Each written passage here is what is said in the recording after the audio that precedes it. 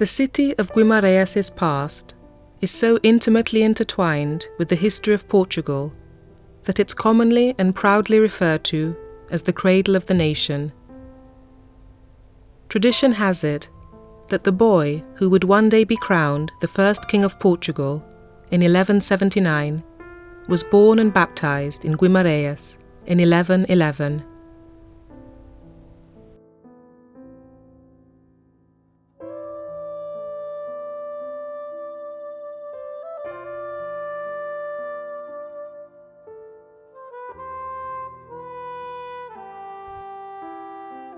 The building of the Palace of the Duke coincided with the second marriage of Afonso to Dona Constança de Noronha, who made Guimarães their principal residence.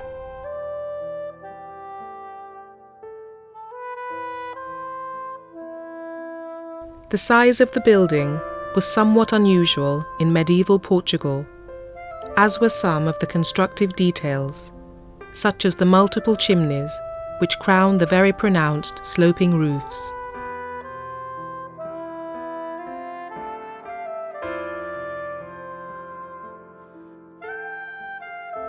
This not only demonstrates the highly contemporary taste of the commissioners, but above all, the international background of Dom Afonso, who, due to his diplomatic activities, had made numerous journeys all over Europe. Inside is an impressive banqueting hall with a splendid wooden ceiling and an extensive collection of portraits and furniture dating from the 17th and 18th centuries. The development of the enormous central patio led to the different functional areas, the apartments of the Duke and the chapel. The Ducal Residence underwent considerable renovation between 1935 to 1959.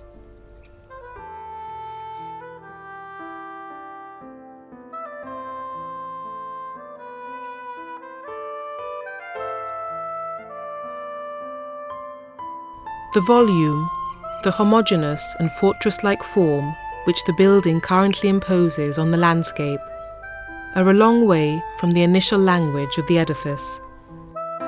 It's more directly related to the intervention options, which themselves alone involved a tremendous amount of study and reflection on the restoration theories which were in practice at the time.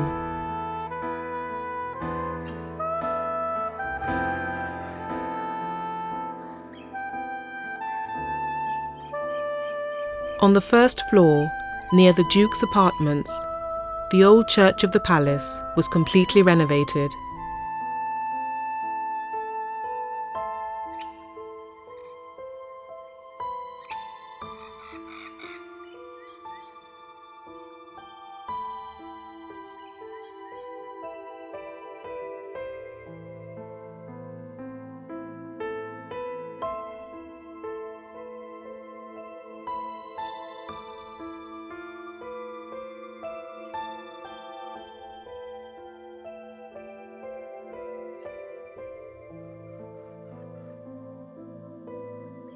The Stations of the Cross demonstrate the piety and devotion which the populace had for the Passion of Christ, since not only were they present in the churches, but were also scattered about the city in small shrines.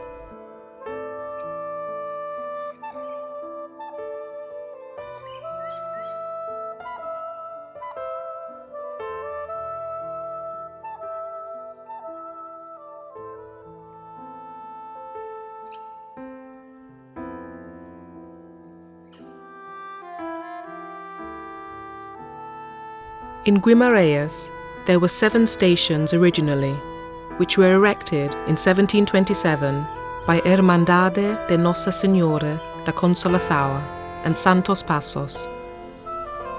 Over the course of time, and with the growth of the town, the stations have been moved or taken apart.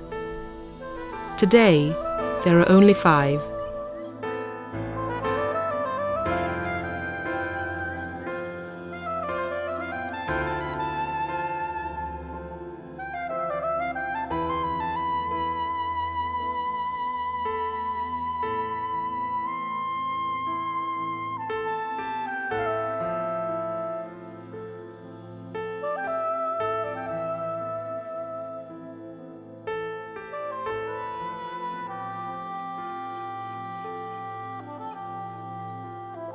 Among the several churches in Guimaraes, the finest is São Francisco Church on the south side of the city gardens. Built in 1400 in Gothic style, it was restored in the 18th century and features a series of magnificent tiles and an elegant Renaissance cloister and fountain.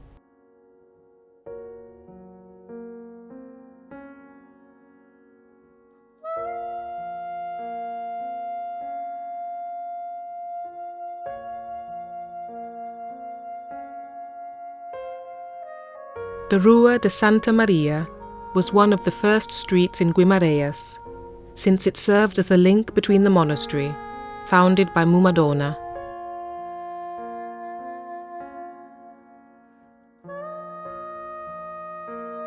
The convent of Santa Clara was once one of the richest convents in Guimarães, instituted in the 16th century by Baltasar de Andrade.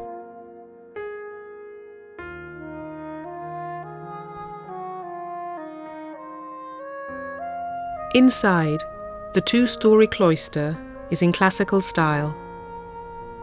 Today, this building is the town hall, and the chapel is now the Municipal Archives Alfredo Pimenta. The archives contain a great deal of documentation, including those from Oliveira Church. The covered walkway around the courtyard is a continuous outdoor walkway built against buildings surrounding a central courtyard or quadrangle.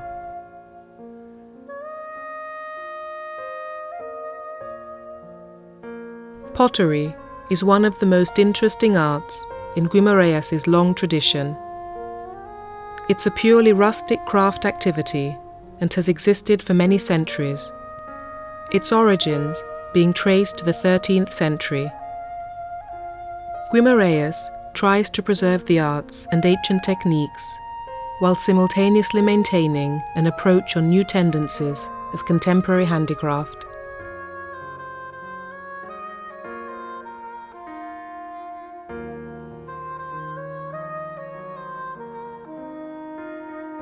Linen embroidery, pottery, wrought iron, silverwork and filigree, basketry and wicker furniture, cutlery, stone cutting and masonry work are all examples of the burgeoning activity in traditional trades.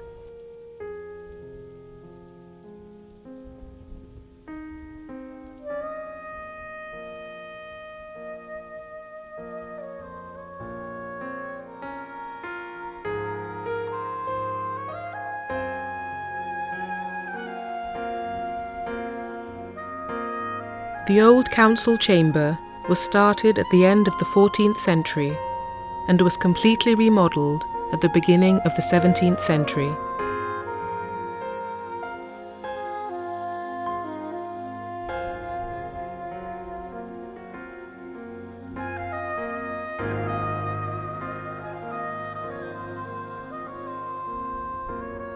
The Salado Memorial is a Gothic monument from the reign of King Afonso IV to commemorate the Battle of Salado, fought in 1340.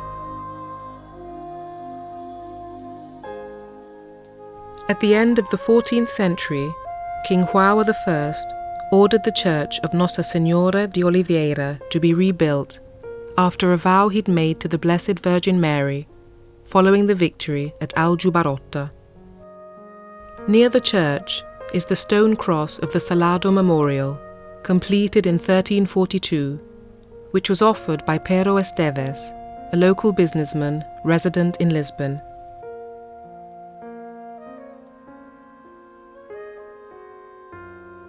On the ground floor of the tower, which was added in 1513, is the mortuary chapel of the parents of Praia de Diogo Pinheiro, who was responsible for the reconstruction of the tower. The impressive Largo da Oliveira, in the heart of the old town, has been particularly successful in managing to retain its medieval aspect.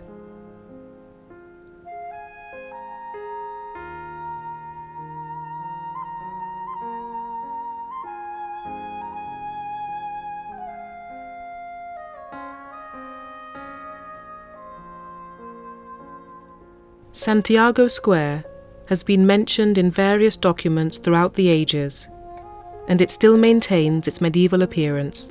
The square is named after St. James, who, according to legend, brought an image of the Virgin Mary to Guimaraes and placed it in a pagan temple that stood here. What's considered to be the heart of today's Toral Square was, in the 17th century, a square outside the city walls, adjacent to the city's main gate, where the cattle market took place. In 1791, the town council leased the land adjoining the walls for the construction of buildings which later followed plans probably derived from Lisbon. New urban furniture was created for this space, incorporating architecture in cast iron, a bandstand, public conveniences, benches and street lamps. The Church of the Misericordia was built at the end of the 16th century in Renaissance style.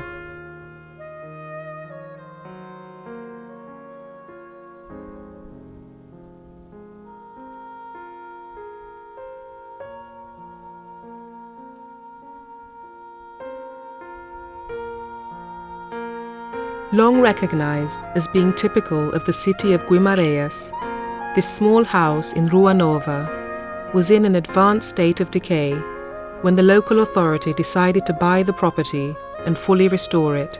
It set an example in urban renewal to serve as an incentive for the rehabilitation of the historic town centre.